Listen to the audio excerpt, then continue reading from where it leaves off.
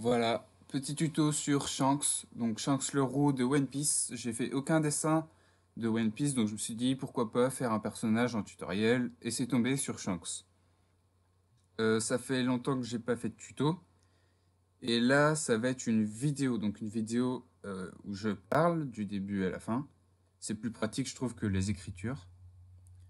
Pour moi c'est un dessin qui est pas extrêmement dur. La seule difficulté, ça va être les traits. En fait, il y a pas mal, comme vous voyez, sur le cou, le nez, les yeux. Il y a pas mal de traits parallèles et quand on dessine pas beaucoup, ces traits sont plutôt, on peut dire, assez difficiles à faire pour qu'ils soient bien droits. Mais à part ça, c'est un dessin qui reste vraiment assez simple. J'ai préféré vous montrer le résultat au début parce qu'il y en a qui font des tutoriels où on se rend compte à la fin que en fait le dessin de la miniature c'est pas du tout le dessin final. Donc voilà, je vous montre en même temps le dessin final. Bon, sur ce, bonne vidéo et j'espère que vous réussirez à le dessiner. Alors juste avant de commencer, il va falloir que je vous dise qu'en fait, il y a une taille à respecter pour l'image. En fait, si vous faites pas les mêmes proportions du tout, vous risquez d'avoir un dessin totalement différent avec des proportions nulles et un visage aplati, long, enfin tout ce que vous voulez. Alors moi, en haut, c'est 21 cm et il va faire 14 cm sur les côtés. Après, vous pouvez le raccourcir, mais il faut garder toujours les mêmes proportions, donc faites des calculs. On va commencer par faire une ligne qui va être au centre, donc ça va être une ligne verticale. Il faut donc moi c'est un carré, non ça va être du avant, qui va être de 21 sur 14. Donc là on part à la moitié de 21. Ça va donc faire 10,5. Donc 10,5 en bas, 10,5 en haut, vous faites deux petits traits et vous rejoignez ces traits pour avoir votre droite verticale. Et la même chose pour la droite horizontale. Vous regardez le milieu et vous faites un trait. Donc là, on va avoir deux droites qui sont perpendiculaires.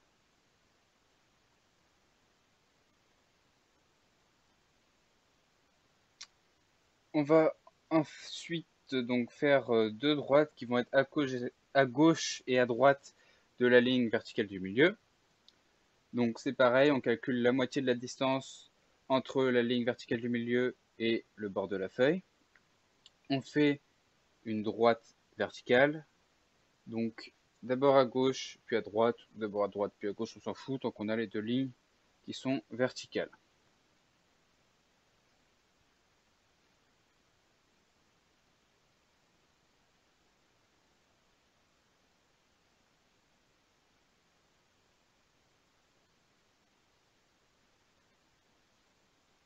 Ensuite, on fait deux lignes, on va faire deux lignes horizontales.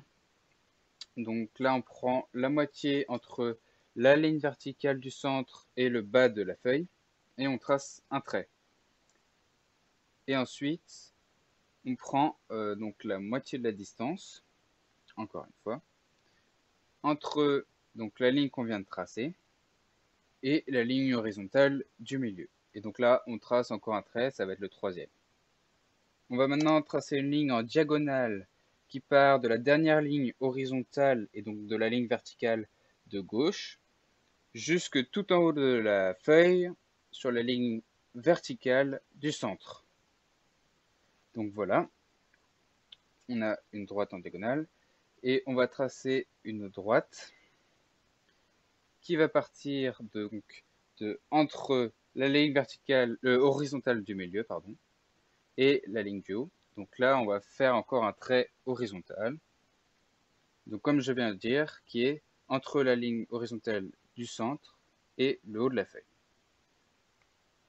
Et une ligne qui va être en diagonale, qui va partir donc au croisement de la ligne verticale de droite et de la ligne horizontale du milieu, et qui monte jusqu'à donc la ligne verticale de tout à gauche et la ligne horizontale la plus haute. Donc là, je numérote, donc ça va faire de haut en bas 1, 2, 3, 4 pour chaque ligne. Ça va être plus facile après pour vous indiquer au lieu de ligne horizontale, verticale. Et donc en bas, ça va être ABC en partant de gauche à droite. Donc A à gauche, B au centre et C à droite.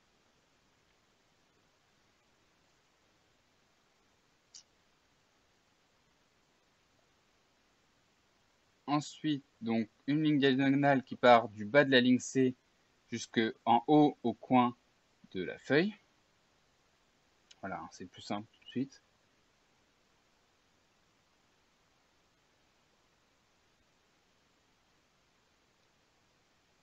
Et donc du tout à droite de la ligne 4, donc encore une diagonale, jusqu'en haut de la ligne A. Voilà, et ça fait des traits un peu partout, mais en fait ça va servir vachement de point de repère, je préfère ça qu'un quadrillage. Et enfin encore une ligne qui part du croisement de la ligne C et de la ligne 3 et qui monte jusqu'en haut de la ligne B.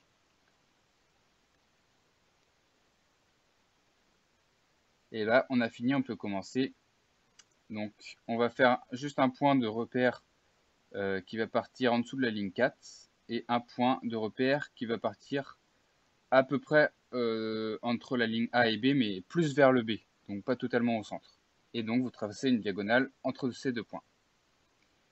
Puis, vous renforcez le trait de la diagonale, donc en partant du bas jusqu'en dessous de la ligne numéro 1.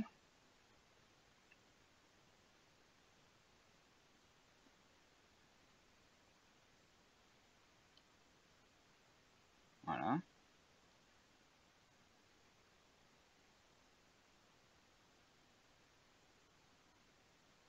Ensuite, vous partez du bout de la ligne 2. Vous faites donc un petit point, puis un autre point entre la ligne 3 et 4. Donc, mais qui va se donc pile entre la ligne 3 et 4, mais qui va être plus à côté de la ligne C. Et ensuite, vous reliez vos points. Donc, entre la ligne 3 et le point entre la ligne 3 et 4, ça doit passer à peu près par le croisement des deux lignes diagonales. Donc là, comme sur le dessin, là, je suis en train de passer. Donc juste en dessous, il ne faut pas que ça passe pile poil, sinon ça va vous faire un triangle un peu bizarre. Et ensuite, vous reliez vos deux autres points qu'on avait fait avant. Donc du milieu de la ligne 3 et 4. Ah non, pardon, je me suis trompé. Et qui va monter au-dessus de la ligne 4. Voilà.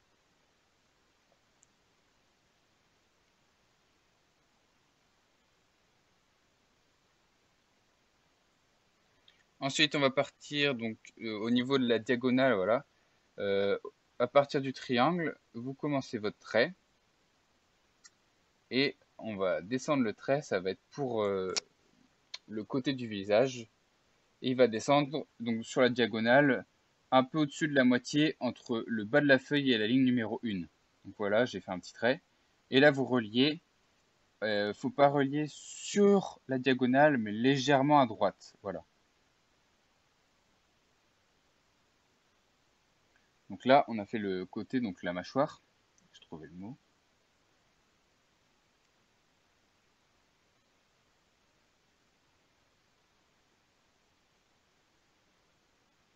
Et on va partir donc de ce croisement entre la diagonale et le bas de la mâchoire.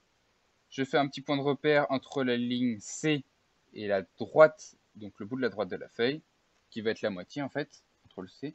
Et donc vous faites un demi-cercle qui va aller un petit peu après la moitié.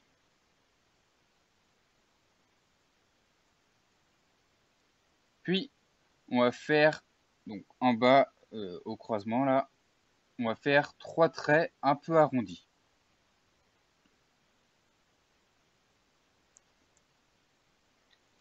On rajoute un trait qui part donc du croisement entre la mâchoire et l'autre trait qui part donc en arc de cercle. Et on va le faire partir en diagonale jusqu'à la ligne 1 et on efface le bout. Ça va être juste pour l'ombre après. On part au-dessus du triangle là où il y a la diagonale et on va monter, donc ça va être un bout de son oreille. Et on va le monter donc juste le long de la diagonale, toujours. Voilà, et on va pas aller jusqu'en haut, on va s'arrêter et on va monter à peu près tout droit. Donc comme c'est une oreille, c'est un petit peu courbé vers la fin, bien sûr. On repart donc en bas de la mâchoire pour continuer sur le menton. Donc on continue notre trait qui va être légèrement donc décalé par rapport à celui d'avant. Donc là encore un petit point de repère qui va être entre la ligne B et C, plus vers le C bien sûr, pas au centre. Donc voilà, je vais pas jusqu'en bas.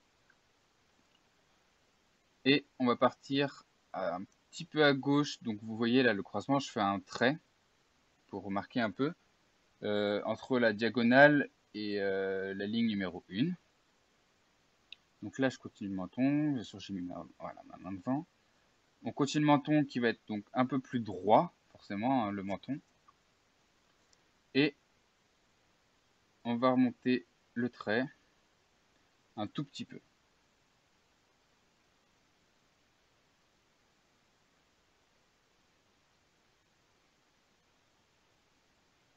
Je pars ensuite un petit peu à gauche du croisement entre la diagonale et la ligne numéro 1. Et on va faire le bout de sa lèvre avec un petit trait qui descend un petit peu en dessous de la ligne diagonale. Ensuite, on va faire un trait qui va partir à droite, donc pas totalement perpendiculaire, avec un angle un peu supérieur à 90 degrés. Donc là, je remarque bien le trait du milieu entre le trait B et C.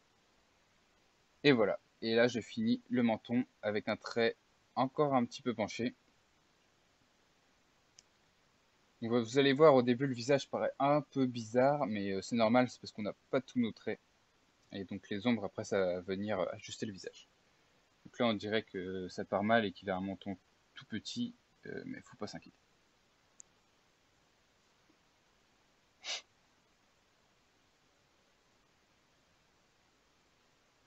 Donc là, on va faire sa bouche qui va suivre à peu près la diagonale. Donc je pars au niveau de la ligne 1, je monte et en fait, il va passer de la gauche de la diagonale jusqu'à la droite à la fin de la bouche. Je monte presque jusqu'au trait numéro 2, mais je l'atteins pas.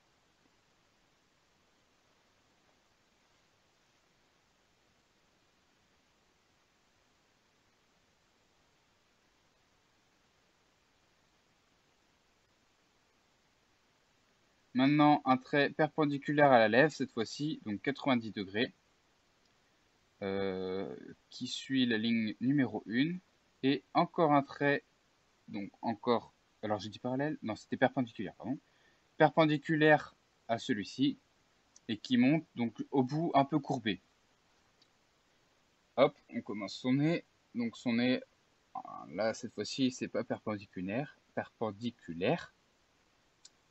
Il va aller donc un peu pencher vers on dirait qu'il va un peu vers le croisement entre la ligne B et la ligne numéro 1.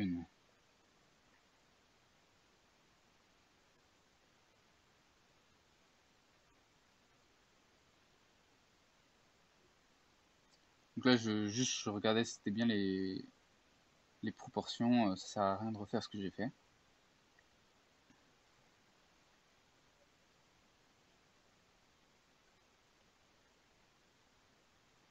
Je continue mon nez. Donc voilà, il va aller un peu, bon, pas tout à fait, jusque le croisement entre la ligne numéro 1 et la ligne numéro B.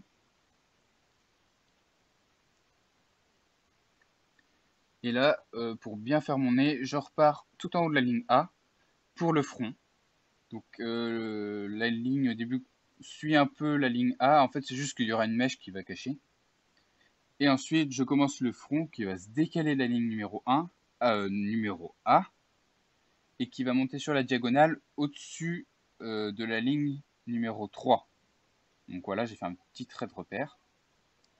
Et on trace. Donc le front, il est un petit peu bombé.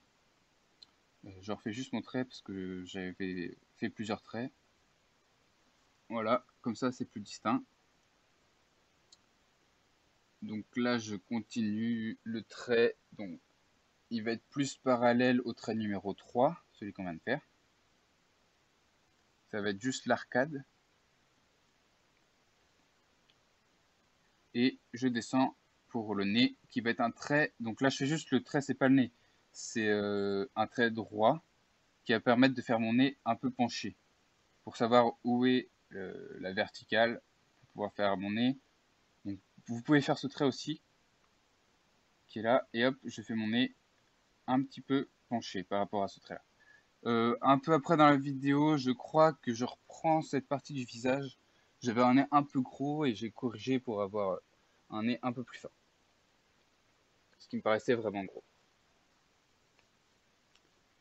Donc là, vous voyez, normalement sur votre dessin, ça ressemble pas du tout à Shanks. Mais c'est normal. Normalement, vous avez bien vu sur la miniature de la vidéo, il n'y a pas de tromperie, ça finit vraiment comme ça.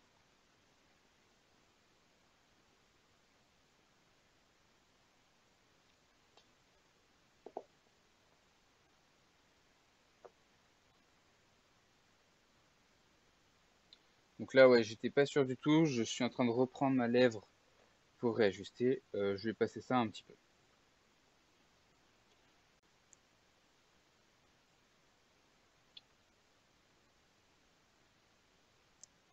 Nous voilà de retour pour le sourcil. Donc, commencer le sourcil au croisement de la ligne numéro 4 et la ligne numéro B. Il va monter jusqu'au croisement des deux diagonales, là, donc je suis en train de faire mon trait. Et donc, vous le continuez, vous le descendez. Il va pas arriver jusqu'à l'arcade, donc le croisement entre le nez et l'arcade. Vous l'arrêtez un peu avant. Voilà, vous faites votre trait de base. Et ensuite, vous l'épaississez. Il va être plus large au bout, donc vers le nez. Et il va se finir plus fin au croisement des diagonales, donc en haut du dessin. Ensuite, on commence l'œil au croisement de la diagonale et de la ligne numéro B. Ça part un petit peu au-dessus. Donc on fait un trait qui n'est pas totalement parallèle au sourcil, il est un peu décalé. Hop, vous continuez jusqu'à l'autre diagonale, ça s'arrête. Et ensuite, on fait un autre trait qui part de la diagonale. Il est plus petit, puisqu'après, on fait un trait qui remonte et qui rejoint l'œil.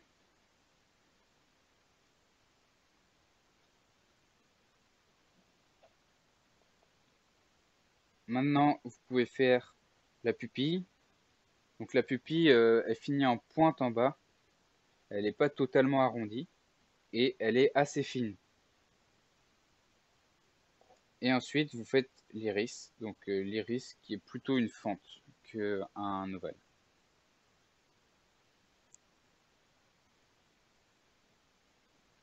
Donc là, on va commencer sa mèche qui va partir du haut de la ligne B.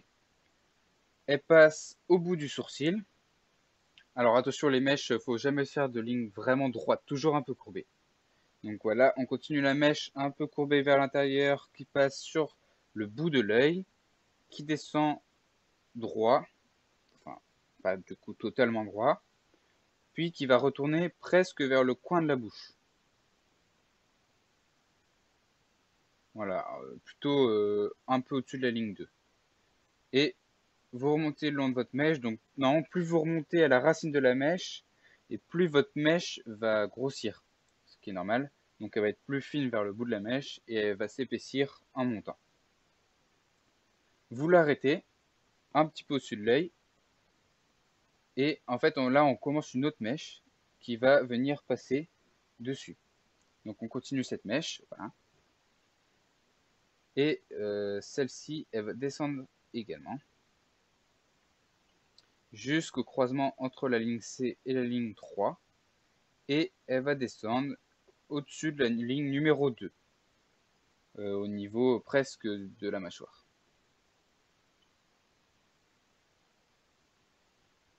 Donc cette mèche, elle est un peu vrillée, c'est pour ça que en fait, on va faire rejoindre le trait.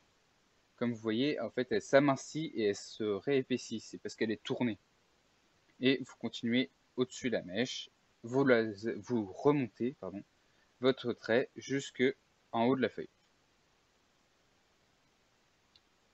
Et là, on va avoir encore une autre mèche qui va passer dessus et qui, elle, va aller jusqu'au triangle du col.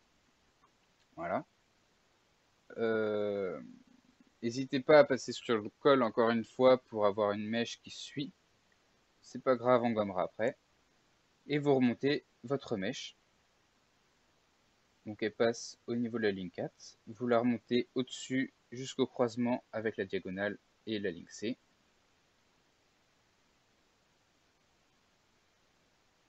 et vous continuez votre trait.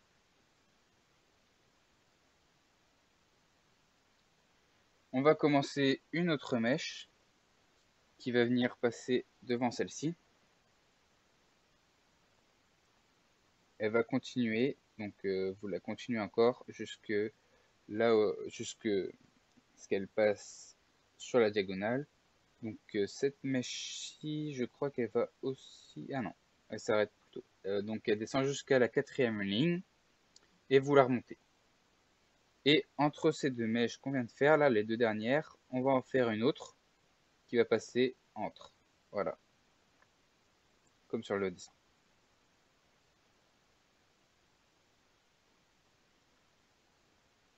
On fait maintenant l'oreille. Bah non, on fait maintenant pas l'oreille. On continue la mèche. On continue les mèches avec une mèche. Donc encore une autre qui passe au-dessus. Je n'arrive pas très bien à décrire les mèches, je suis désolé, c'est un peu compliqué. Voilà, c'est là qu'on fait l'oreille pour pouvoir finir. L'oreille, donc, elle va être décalée par rapport à la ligne numéro C, hein, plus à droite. C'est pas un trait vertical, c'est un trait arrondi. Et on en fait un deuxième trait arrondi à droite, donc qui vont être deux traits arrondis parallèles. Ça n'existe pas vraiment, mais c'est pas grave. Et on le finit avec un espèce de demi-cercle pour faire une sorte de S. On remonte avec un trait courbé en haut et un autre demi-cercle en dessous qui va finir avec une ligne droite. Voilà. Et donc encore un dernier trait pour finir cette oreille qui va être lui aussi légèrement courbée.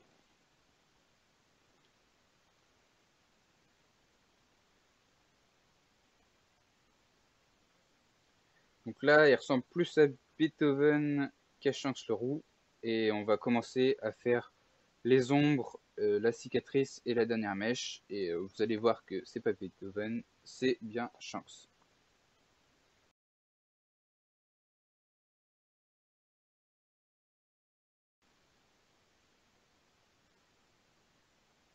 Donc on reprend la vidéo, là on va faire un petit trait pour la narine et on va commencer à faire sa lèvre. Donc vous commencez un trait et après on va l'ombrer avec d'autres traits. Donc on va faire pas mal de petits traits. Ça peut ne pas être facile après pour l'ancrage. Donc là vous en faites 3 qui vont être collés, qui vont juste faire le creux. C'est juste pour les plis. Et là vous faites plein de petits traits tout le long de la bouche juste au-dessus. Et en fait ils vont être de plus en plus petits.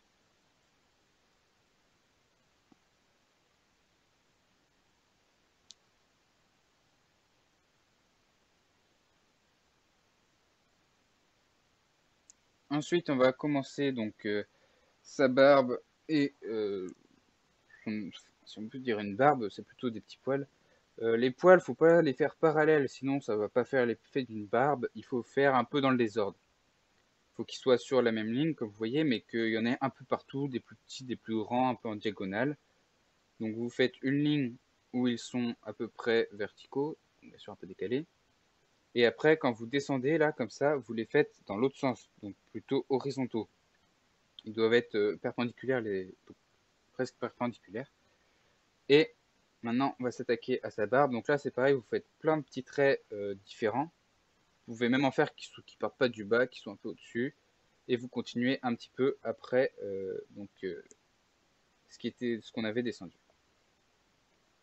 Encore des traits au niveau du nez pour faire l'ombrage.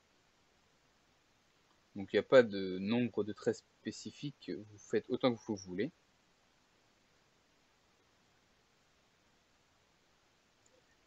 On va faire la grande mèche qui part du haut de son front. Voilà, donc vous la décalez par rapport à la ligne numéro A. Donc toujours pareil, vous ne faites pas de trait droit. Vous descendez, donc là la mèche, elle va aller jusqu'au bout de son nez presque. Donc vous l'arrondissez et elle va devoir tourner jusqu'au bout de son nez. J'étais juste en train de rechercher un peu mes repères. Voilà. Vous la faites descendre jusque dans donc le col et donc elle doit dépasser légèrement la ligne B. puis vous remontez. Donc là, il va falloir presque repasser parallèlement parce que en fait la mèche est également vrillée. Et donc vous allez voir, on va lui donner un peu plus de volume après. Donc voilà, entre la ligne 3 et 4, vous montez votre mèche jusqu'en haut. Et vous continuez ce trait pour faire comme si elle était vrillée. Et vous faites un trait un petit peu arrondi. Voilà, on vient de faire la grande mèche.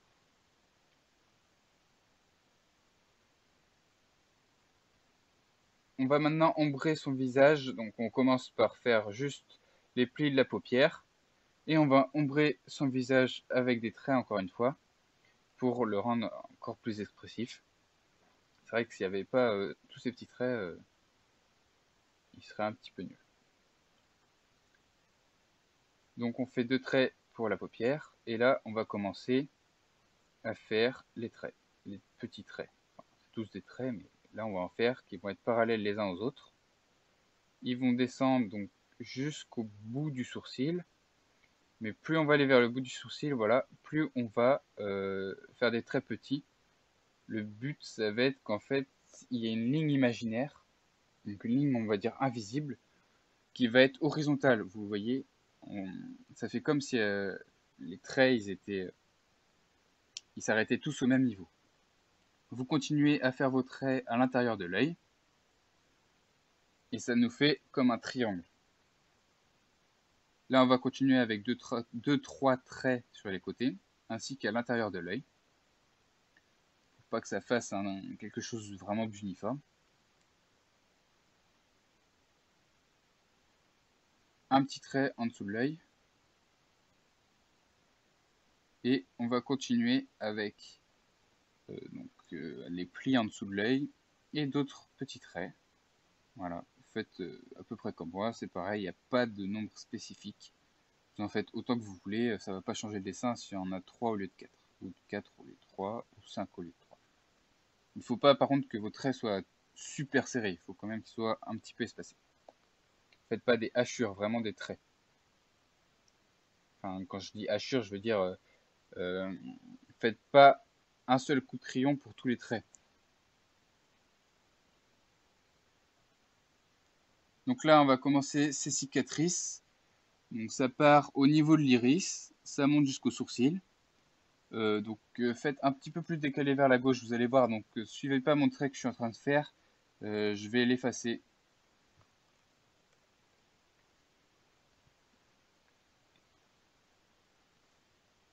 Donc voilà, là je l'ai effacé. Il partait pas assez à gauche. On va le refaire. Et il faut qu'il parte plus à gauche. Vous allez voir.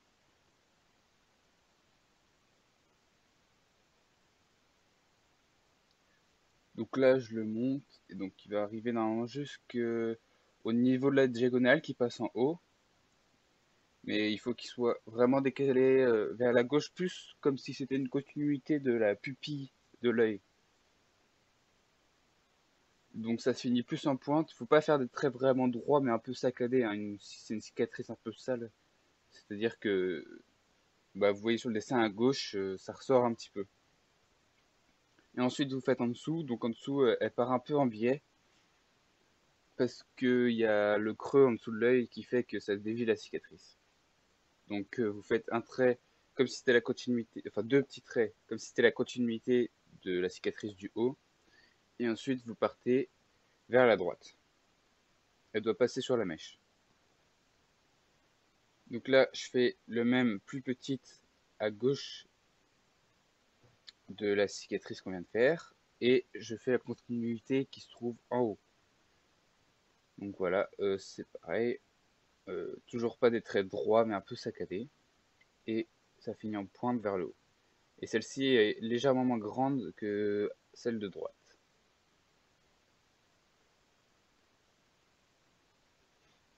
Et enfin, celle qui est vraiment à l'extrémité droite. Donc moi je les ai vachement espacées. Si vous les faites à égale distance, c'est mieux, mais bon, franchement ça change pas grand-chose. Et en dessous, encore une fois, euh, où on fait un petit angle. N'hésitez pas à passer sur la mèche, on effacera après.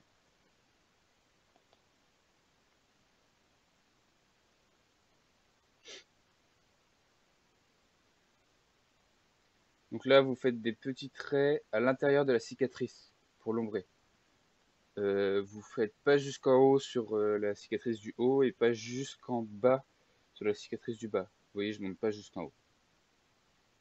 Et sur celle du bas, vous allez presque en bas, mais pas tout à fait. Donc là maintenant, on va rajouter juste des traits au niveau du cou pour ombrer. Donc traits parallèles. Vous en faites comme si la ligne qu'on avait fait au début là, elle continuait. Donc ça, en fait, il doit s'arrêter sur un trait imaginaire.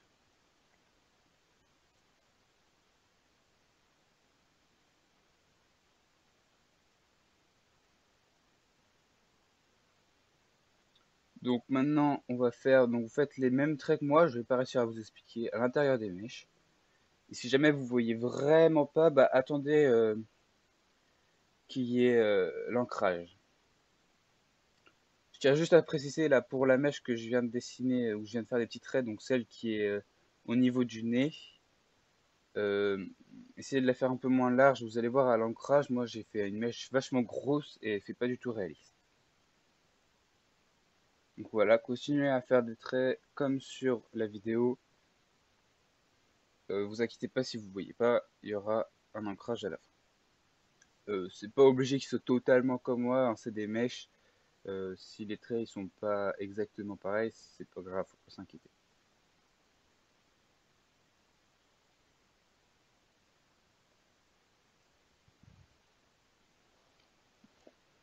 Rajouter des traits comme ça à l'intérieur, donc des cheveux, ça permet aussi de donner, pas du volume, mais de donner plus de réalisme. C'est pour éviter que le cheveu il fasse vraiment plat. Je rajoute jusqu'à 4 petits traits en bas donc de la courbe de l'oreille. Et je passe derrière l'oreille pour continuer donc les mèches.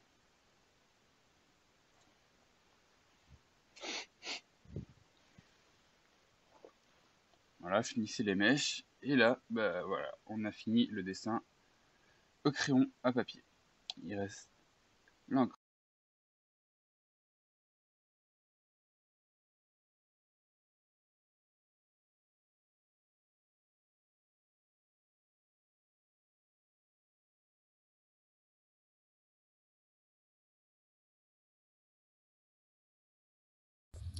Pour l'ancrage, je reviens dessus à la fin.